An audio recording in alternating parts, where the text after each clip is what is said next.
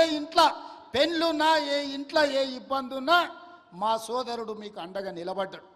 ఆయన రామారావు అంటున్నాడు ఏం పదవి ఉందని. నేను అడుగుతున్నా దిక్కుమాలినోని, మీ అన్నదమ్ములలో ఉన్నోళ్ళందరికీ పదవులు తీసుకున్నావు. ఆయన నీ సడ్డకుని కొడుకుకి రాజ్యసభ తీసుకున్నావు, నీ చెల్లెల్ని ఎంపీగా ఊడగొడితే ఎమ్మెల్సీ తీసుకున్నావు, నువ్వు మంత్రి తీసుకున్నావు, నీ మా బావ మంత్రి తీసుకున్నావు, నీ నాయన ముఖ్యమంత్రి తీసుకున్నావు, నీ ఇంటిలి పదవులు తీసుకున్నారు. కానీ మేము ఏ పదవి తీసుకోకుండా ప్రజలకు సేవ చేస్తే దాన్ని కూడా తప్పు అంటున్నారు. పదవులు తీసుకోవడం తప్ప, కుటుంబం దోసుకోవడం తప్ప, ఏ పదవి ఆశించకుండా ప్రజలకు అందుబాటులో ఉండి ప్రజల మేలు కోసం ఒకవేళ నేను రాష్ట్రం మొత్తం నలుమూలలు తిరిగే బాధ్యత నేను తీసుకుంటే నా కుటుంబ సభ్యులు మీకు అండగా నిలబడితే కూడా వాళ్ళ కళ్ళల్లో నిప్పులు పోసుకుంటున్నారు. మీరు ఆలోచన చెయ్యండి. వాళ్ళ ఇంట్లో ఆయన ముఖ్యమంత్రి, అల్లుడు మంత్రి, కొడుకు మంత్రి, బిడ్డ ఓడిపోతే ఎమ్మెల్సీ, సడ్డకుని కొడుకు రాజ్యసభ, వాళ్ళ చుట్టపోళ్ళు అందరూ మంత్రులైన.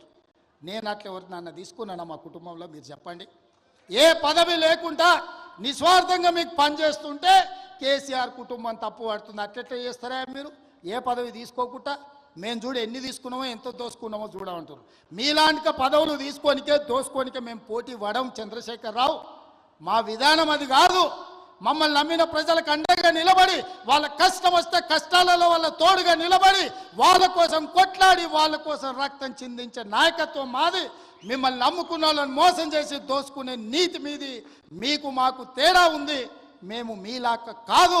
నేను నికార్సుగా నిక్కచ్చిగా చెప్తున్నా, మీలాక పదవులు కొల్లగొట్టడానికి, రాష్ట్రాన్ని దోసుకోవడానికి నా కుటుంబం లేదు.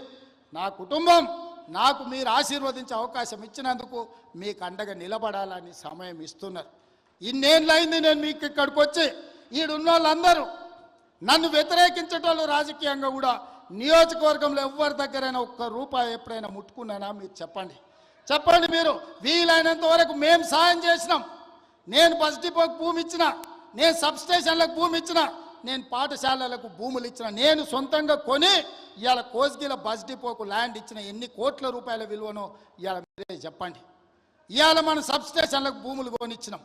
ఏ ఊర్లో గుడి కట్టినా, బడి కట్టినా, ఎవరు పిల్లలు చదువులకు ఫీజులు కావాలన్నా, ఎవరు ఏం కావాలన్నా మా ఇంట్లోకి వెళ్ళి పైసలు ఇచ్చి కొడంగల్ నియోజకవర్గాన్ని ఆదుకున్నాం. పోయిన 5 ఏళ్లలో ఒక ఆయన ఈడ ఉండే ఏం వసూలు చేసిండో మీకు తెలుసు కదా. ఎంతమందిని ముంచిండో మీకు తెలుసు కదా. నేను చెప్పాల్సిన అవసరం ఉందా? ఇవాళ వాళ్ళలాగా మనం దోసుకుంటలేమని వాళ్ళ కడుపులో మంటలేస్తుందట. అందుకే నిన్న మన మనోళ్ళందరూ కడుపు మంటకు మందు పంపించారు, కొంచెం దాగి పండుకోరని. అందుకే మిత్రులారా, ఇవాళ ఇంత తక్కువ సమయంలో ఇంత మంచి కార్యక్రమాన్ని ఏర్పాటు చేసి రాష్ట్రానికి అమలు చేస్తున్న సంక్షేమ పథకాలు, రైతు భరోసా, రైతు ఆత్మీయ భరోసా, ఇందిరమ్మ ఇండ్లు, నూతన రేషన్ కార్డుల కార్యక్రమాలను, 4 అద్భుతమైన సంక్షేమ కార్యక్రమాలను ఇవాళ కొడంగల్ శాసనసభ నియోజకవర్గం నుంచి ఈ రాష్ట్రానికి అంకితం చేస్తున్నాం. రాష్ట్రంలో ఉన్న ప్రతి ఒక్కరికి నా విజ్ఞప్తి, తెలంగాణ రాష్ట్ర ముఖ్యమంత్రిగా మార్చి 31 తారీఖు లోపల ఈ కార్యక్రమం నిరంతరం కొనసాగుతుంది.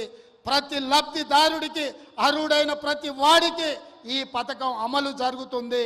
ప్రతి శాసనసభ నియోజకవర్గంలో మార్చి 31 తారీఖు లోపల ప్రతి నియోజకవర్గానికి 3,500 ఇండ్ల లెక్కన 4,50,000 ఇండ్లు, 22,500 కోట్ల రూపాయలతోటి ఇందిరమ్మ ఇండ్లు అమలు చేసే బాధ్యత కాంగ్రెస్ పార్టీ తీసుకుంటుంది.